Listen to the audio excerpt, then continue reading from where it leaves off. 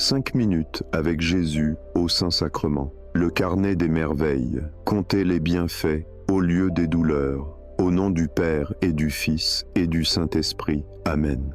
Combien de fois le matin, avant même d'avoir posé un pied par terre, avez-vous fait l'inventaire de vos misères? La liste est prête, toujours la même, mise à jour automatiquement par votre corps douloureux et votre esprit chagrin. Aïe, mon dos, encore mal dormi, il pleut, qu'est-ce gris? Il faut que je prenne ces 8 médicaments. Personne ne m'a appelé hier. Vous déroulez ce parchemin mental, cette litanie de plaintes, et cela vous pèse comme une armure de plomb. Vous vous levez avec la fatigue de la veille, alourdi par cette vision négative de votre vie. Vous êtes devenu un expert en comptabilité des déficits. Vous savez exactement ce qui vous manque, ce que vous avez perdu, ce qui ne va pas. Si on vous demandait « qu'est-ce qui ne va pas ?» Et vous pourriez parler pendant 1 heure. Mais si on vous demandait « qu'est-ce qui va bien ?» vous resteriez peut-être muet, cherchant désespérément un petit point positif dans cet océan de grisaille. Cette attitude est toxique. C'est comme porter des lunettes noires en permanence. Même le soleil vous semble terne. Même le sourire d'un enfant vous semble bruyant. Vous êtes enfermé dans la forteresse de la plainte.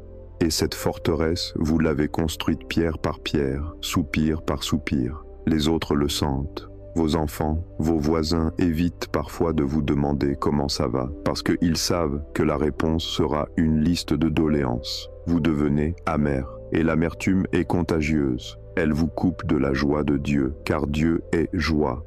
Et on ne peut pas recevoir la joie si on a les mains pleines de ses propres malheurs qu'on ressasse et qu'on chérit presque comme un trésor morbide. Vous avez l'impression que la vie est une suite d'épreuves et que les moments de bonheur sont des accidents rares. Vous êtes comme ces 9 lépreux de l'Évangile. Ils ont été guéris. Ils ont reçu un miracle énorme et pourtant, ils ont continué leur chemin, pressés d'aller montrer leur peau aux prêtres, pressés de retrouver leur vie sociale. Ils ont oublié l'essentiel, dire merci. Seul un est revenu, un Samaritain, un étranger. Il est revenu louer Dieu à haute voix. Et Jésus a demandé tristement, « Les 10 n'ont-ils pas été purifiés? Où sont les 9 autres? Où êtes-vous? Êtes-vous avec les 9, obsédés par votre guérison physique, par vos papiers administratifs, par votre quotidien? Ou êtes-vous avec le Samaritain, capable de vous arrêter, de vous retourner et de tomber à genoux pour dire merci? Le manque de gratitude est une cécité spirituelle. Dieu vous comble de bienfaits chaque seconde. Vous respirez, c'est un don. Votre cœur bat, c'est un don. Vous avez un toit, c'est un don. Vous avez bu un café ce matin, c'est un don. Mais vous ne le voyez plus. Vous considérez tout cela comme un dû, comme normal. Rien n'est normal, tout est grâce. À force de ne regarder que le manque, ce que vous n'avez pas, vous ne voyez pas l'abondance, ce que vous avez. Vous êtes riche et vous vous croyez pauvre. C'est le drame de l'enfant gâté qui pleure parce qu'il n'a pas eu le dernier jouet, alors qu'il est assis sur une montagne de cadeaux. Cette ingratitude attriste le Saint-Esprit. Elle bloque le flux de la grâce. Pourquoi Dieu vous donnerait-il plus si vous ne remerciez pas pour ce que vous avez déjà et elle vous rend malheureux?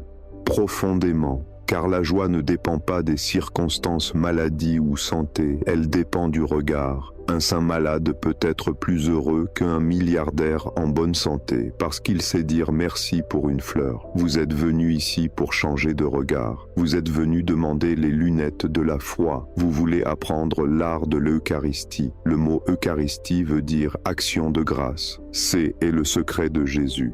Avant de rompre le pain qui allait manquer, il a rendu grâce. Et le pain est multiplié. Et l'action de grâce multiplie la vie.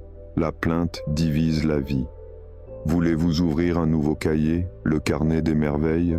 Voulez-vous apprendre à noter chaque jour 3 petits bonheurs, 3 merci, pour rééduquer votre cerveau à voir le beau?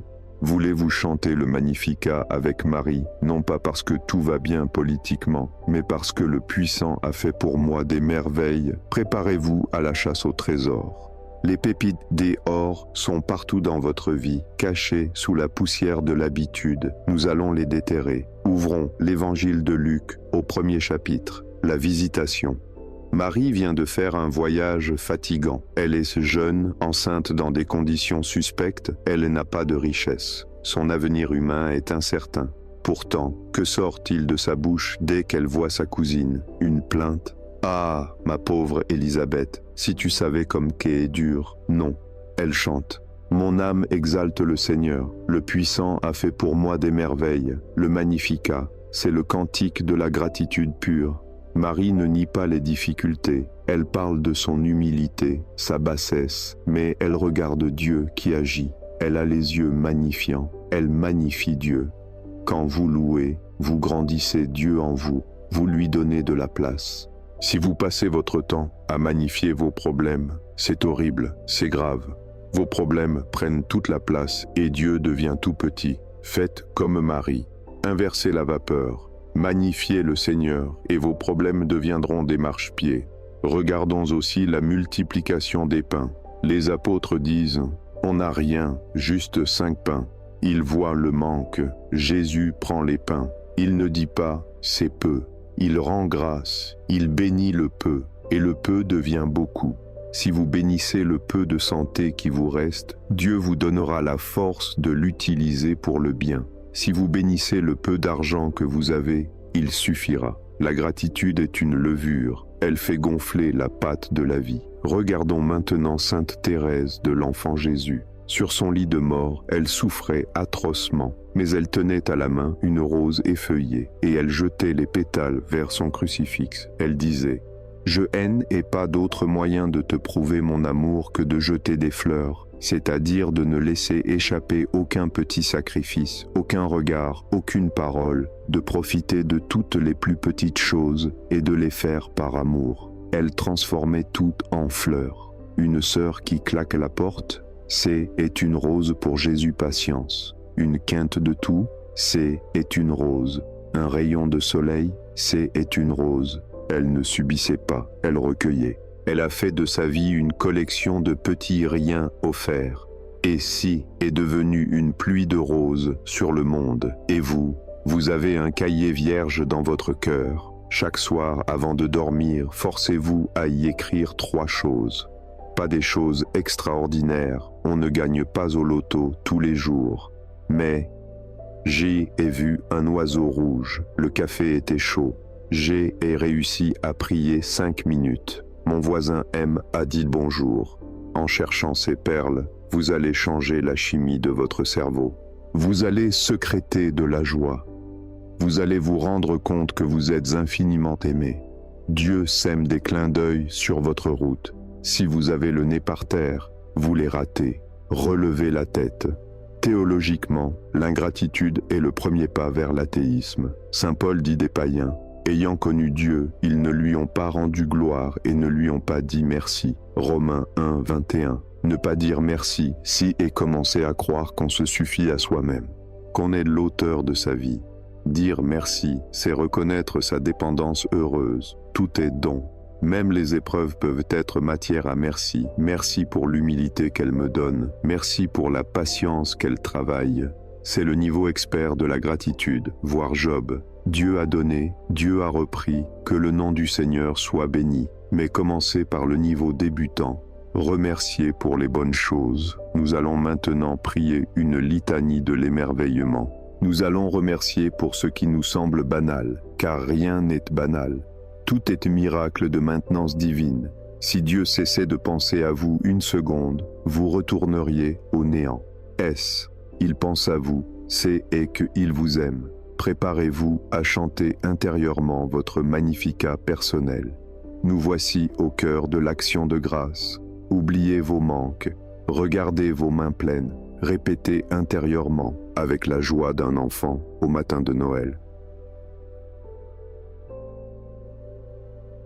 Seigneur Jésus, Eucharistie vivante, merci. Christ Jésus, don du Père, merci. Seigneur Jésus, mon pain quotidien, merci. Pour le souffle de vie dans mes poumons, merci. Pour mes yeux qui voient ta création, merci. Pour mes oreilles qui entendent les voix aimées, merci. Pour mon cœur qui bat encore, merci. Pour mes jambes qui me portent, merci. Pour mes mains qui peuvent te servir, merci. Pour mon intelligence qui te cherche, merci.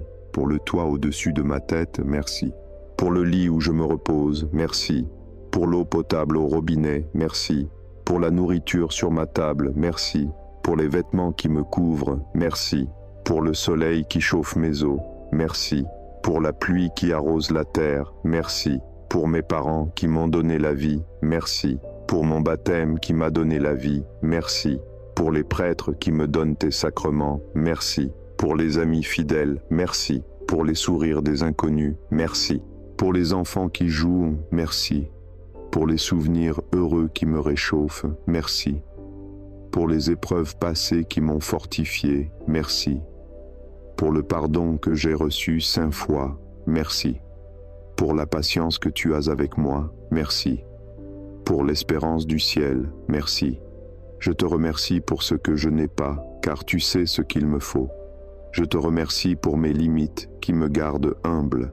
Je te remercie pour le temps qui passe et me rapproche de toi. Je renonce à la plainte. Je renonce à l'amertume, je renonce à l'ingratitude, je renonce à voir le verre à moitié vide. Je bénis ton nom, je chante ta gloire, je proclame ta bonté. Jésus, apprends-moi à vivre en Eucharistie perpétuelle. Fais de ma vie un merci vivant.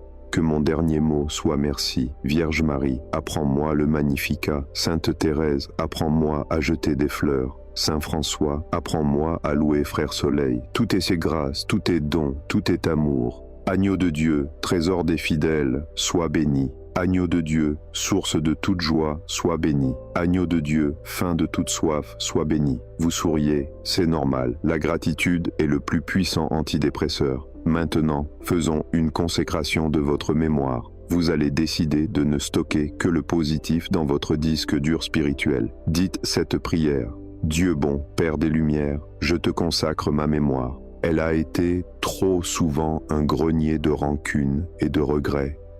Aujourd'hui, je veux en faire un écrin pour tes merveilles. Je m'engage à chercher ta trace dans chaque journée. Je m'engage à noter tes bienfaits. Je m'engage à te louer dès le réveil. Fais de moi un vieillard lumineux, un témoin que la vie est belle parce qu'elle vient de toi. Je ne regarderai plus mes manques, mais tes richesses. Tu es mon berger, je ne manque de rien. Merci Père. Amen. Terminons par les louanges. Dieu soit béni, béni soit son saint nom, béni soit Jésus-Christ, vrai Dieu et vrai homme. Béni soit le nom de Jésus, béni soit son sacré cœur, béni soit son précieux sang, béni soit Jésus au très saint sacrement de l'autel. Béni soit l'Esprit Saint consolateur. Bénie soit l'auguste Mère de Dieu, la très sainte Vierge Marie, cause de notre joie. Bénie soit sa sainte et immaculée conception. Bénie soit sa glorieuse Assomption. Béni soit le nom de Marie, Vierge et Mère. Béni soit Saint Joseph, son très chaste époux. Béni soit Dieu dans ses anges et dans ses saints. Rendez grâce au Seigneur, car il est bon, car éternel est son amour. Amen. Ceci conclut votre méditation guidée. Allez chercher un petit carnet. Ce soir, écrivez « Merci pour cette méditation, c'est le début du bonheur ». Le gardien du sanctuaire chante avec vous.